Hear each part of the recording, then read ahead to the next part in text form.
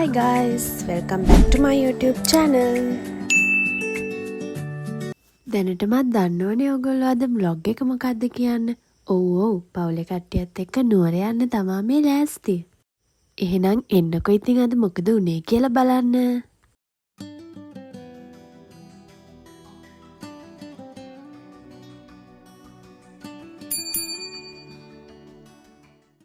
අපි ගෙදරින් 5:30ට වගේ තමයි පිටත් උනේ. එතකොට නුවරට එනකොට 8 විතරම වුණා. නුවර එන කෙනෙක් මුලින්ම එන තැන තමයි දළදා මාලිගාව කියලා කියන්නේ. ඉතින් අපිත් දළදා වහන්සේ වැඳගෙනම අද දවසේ ගමන ආරම්භ කළා.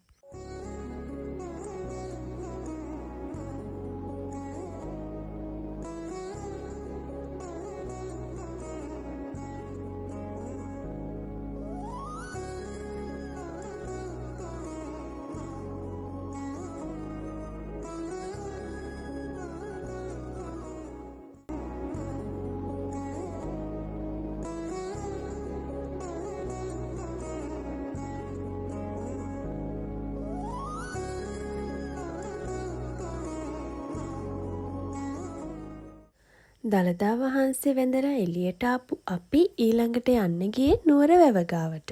නුවර වැවත් එක්ක තියෙන මෙන්න මේ උල්පැන්ගේ කියන තැනට නම් මම මුලින්ම ගියේ එදා තමයි. මේක කලින් දැකලා තිබුණට මේක ඇතුළට ගිහින් තිබුණේ නැහැ. එතන තියෙන්නේ ඉස්සර කාලේ බිසෝවරු ස්නානය කරපු තැනක්. මෙතන තියෙන ඉතිහාස කතාව මොකක්ද කියලා අපිට එතන හිටපු පුරාවිද්‍යාඥයෙක් කෙනෙක් පැහැදිලි කරලා දුන්නා.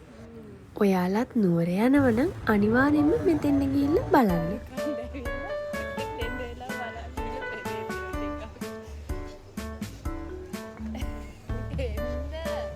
මෙන්න මෙතෙන්ට එන්න නම් අපි ගොඩක් ආසාවෙන් හිටියේ. මම එකපාරක් ඇවිල්ලා තිනවා ඒත් අපේ නංගිලා නම් කලින් ඇවිල්ලා තිබුණේ නැහැ. ඉතින් අපිට මේක ඕපන් කරන එක ටික වෙලාවක් බලාගෙන ඉන්න ඕන. මේ තමයි සහස්‍රේනි අච්චාරු කඩේ. මෙතන එක ජාතිය අච්චාරු වර්ග ගොඩක් තියෙනවා. අපි මෙතන තියෙන ගොඩක් දේවල් try කරලා බැලුවා. ඇත්තට මේවා හරිම රසයි. සහස්‍රේනේ අපි ගත්ත අච්චාරු වලින් මම කැමති මෙන්න මේ දියුල් එකටයි අර පැණි දාලා තියෙන නෙල්ලි එකට.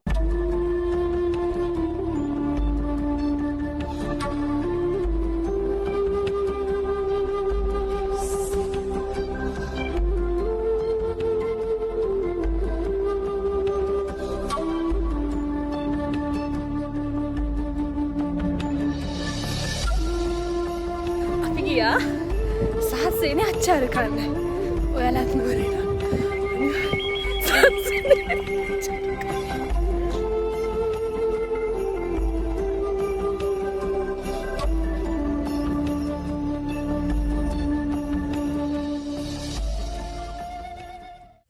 ඊළඟට අපි ආවේ සඳගිරි සෑයට. මේ දවස්වල සෙනඟ නැති නිසා මෙතන උඩටම වාහන වලින් යන්න පුළුවන්. මේ විදිහට පවුලේ කට්ටිය එකතු කරගෙන ට්‍රිප් එකක් යනවා කියන්නේ ටිකක් අමාරු වැඩ. මොකද හැමෝටම එකම විදිහට නිවාඩු හම්බෙන්නේ නෑනේ. මේ ගමනත් අපි ප්ලෑන් කරේ ගොඩක් දවසකට කලින්. ඒත් ඉතින් එක හේතු නිසා ඒක ටික පහ වුණා.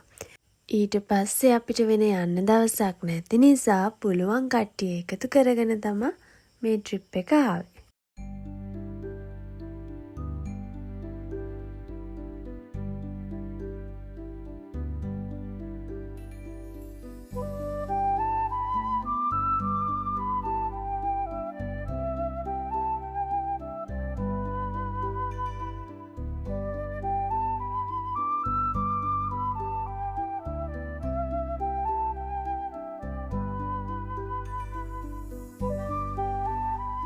උඩට ගියාම මේ පේන වටපිටාව හරිම ලස්සනයි.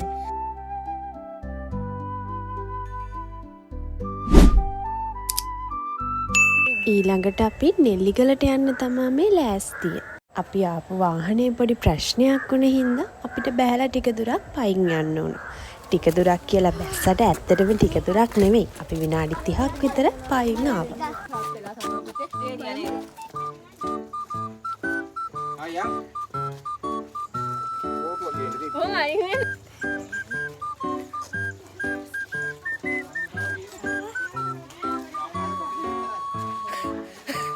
නැහැ විනාඩි 4ක දුරක් තිබ්බයනේ.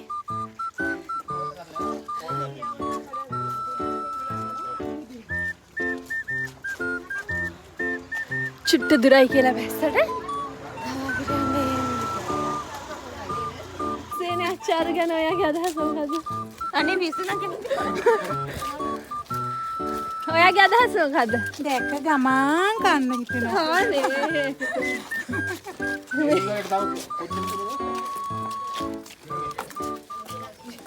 ඒ උඩට යන පාර දෙපැත්තම පිච්ච ගස් හිටවලා තිබුණා.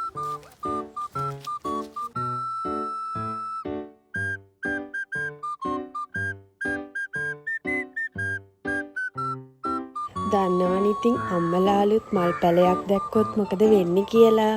මෙතනත් ඕකම තමා උනේ.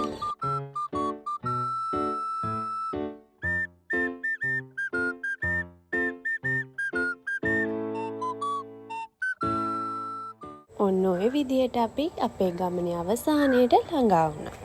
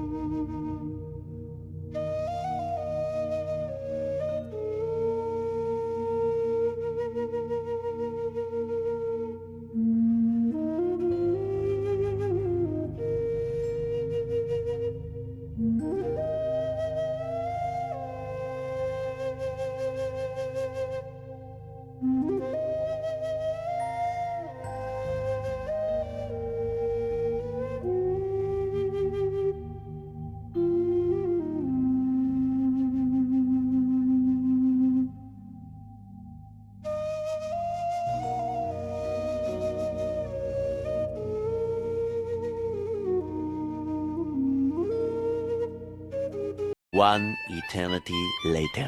ඊට පස්සේ අපි ගෙදර එන්න තමා පිටත් උනේ. ඒ වුණාට ඉතින් ගෙදර එන්න කලින් වැඩි වගේ. ඒ හින්දා අපි කුරුණෑගල වැවරවුම ළඟ චුට්ටක් නතර වෙලා ඉඳලා තමා එන්න ආවේ.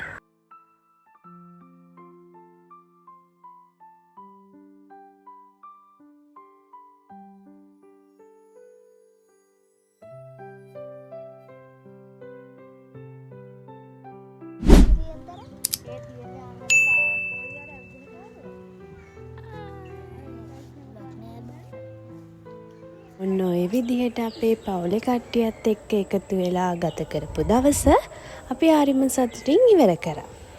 ආයෙමත් ඉතින් ටික කාලයකට අපිට මේ විදිහේ හැමෝටම නිවාඩු දවසක් හොයාගන්න අමාරු වෙයි. ඔන්න ඔය ඉස්සරහෙන් පේන්නේ ඇතුගල. මමත් තාම ගිහින් නෑ. අපි බලමුකෝ මේ අවුරුද්දේවත් ඇතුගලට යන්නේ.